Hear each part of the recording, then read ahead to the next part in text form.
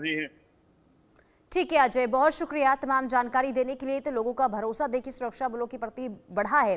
देखिए प्रशासन द्वारा बनाए गए नए बंकर अब ग्रामीणों द्वारा साफ और तैयार किए जा रहे हैं। इसके पीछे की वजह यह है कि उन्हें आशंका है कि स्थिति फिर से तनावपूर्ण हो सकती है। और एक ग्रामीण ने यह कहा है कि हम पाकिस्तानी सेना पर पूरी तरीके से भरोसा नहीं करते हैं और नागरिकों को निशाना बनाया गया अतीत में, इसलिए हम तैयार रहना चाहते हैं। सुरक्षा अधिकारियों ने यह कहा है कि क्षेत्र हाई अलर्ट पर है और लगातार गश्त की जा रही है।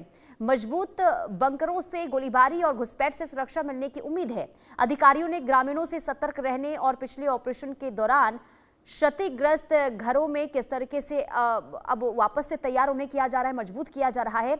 आपको इंडिया न्यूज की एक्सक्लूसिव रिपोर्ट दिखाते हैं। हमारे संवाददाता आशिक मीर की रिपोर्ट देखिए। इंडिया न्यूज की टीम इस समय नियंत्रण रेखा उरी एलओसी के पास है और यहाँ से आपको तस्वीरों के जरिए हम आपको पीओके का वो सारा एरिया दिखाएंगे। ये जो आप तस्वीरों के जरिए देख रहे हैं, बिल्कुल बीच में से जहलिम बहता है और जहलिम के उस पार जो देख रहे हैं आप, ये पीओके के वो घर है जो कि वहाँ पर कई सारे अभी एक्टिविटीज़ जो है बीते कुछ दिनों से देखने को मिल रही है। और आगे आपको तस्वीरों में फिरोज़ दिखाने की कोशिश करेंगे। ये जहलिम का वही पोर्शन है जो दोनों अगर हम देखें तो कश्मीर जो कि पीओके है उसको डिवाइड करता है, कश्मीर से अलग करता है।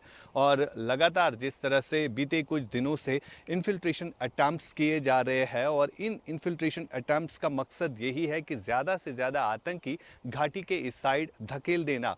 फिलहाल तस्वीरों के जरिए ये खास एक्सक्लूसिव तस्वीरें इंडिया न्यूज़ पर आपको फिरोज दिखाने की कोशिश करेंगे। पीओके के कुछ घर और आगे जो आप ये घने जंगल देख रहे हैं जहां पर अभी भी कई सारे टेरर लॉन्चिंग पैड्स है और इन्हीं आतंकियों के लिए ये सेफ पैसेज भी माना जाता है। और यहाँ पर कुछ दिन पहले हमने एक वीडियो दिखाया था कि किस तरह से आतंकियों को ट्रेन किया जाता है इन्हीं घने जंगलों में और बाद में उन्हें इन्फिल्ट्रेट करके जो है घाटी में घुसेने की कोशिश लगातार की जा रही है। 2 दिन पहले कुपवारा एलओसी सेक्टर में भी इसी तरह युद्ध विराम का उल्लंघन किया गया था, जिसका जवाब भारतीय सेना ने दिया था। और लगातार इस तरह की कोशिश जो है की जा रही है।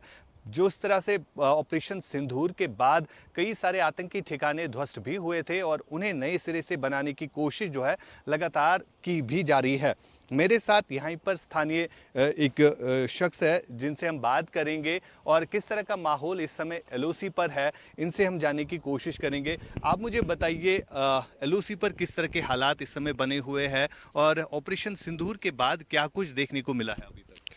देखिए आप सभी जानते हैं आज बखूबी के पिछले कुछ टाइम से हमारे बॉर्डर्स पे फिर से वो एक किस्म का टेंशन क्रिएट हुआ है।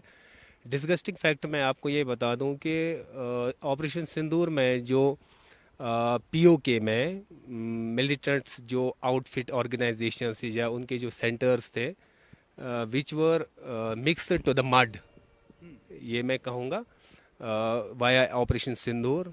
डिस्गस्टिंग ये फैक्ट है कि now those people are trying to rebuild and re-establish those centers. Actually वो यही चाहते हैं कि 2019 के बाद जो जम्मू कश्मीर में एक पीस मेंटेन हुआ था, यहाँ लोग अभी हमारा टूरिज़्म इंक्रीज़ हुआ था, हमारा बाकी जितनी भी चीज़ें लोग अपना बिजनेस कर रहे थे, स्कूल बार बार मैं ये चीज़ कहता हूँ कि अभी हमारे स्कूल्स फंक्शन कर रहे थे, टूरिज़्म हमारा री-इस्टैब्लिश मैं कहूँगा हुआ था क्योंकि एक काफ़ी फ़्लो था 2019 के बाद जो टूरिस्ट का फ़्लो रहा।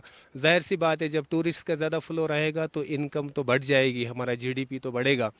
सो आई थिंक पाकिस्तान और वो लोग who are just backing this process of re-establishing these units जिनको ऑपरेशन सिंदूर में बर्स्ट किया गया था, मतलब उनकी इंटेंशन ही यही है कि कश्मीर में एक डिस्टर्बेंस रहे और and they don't want Kashmir.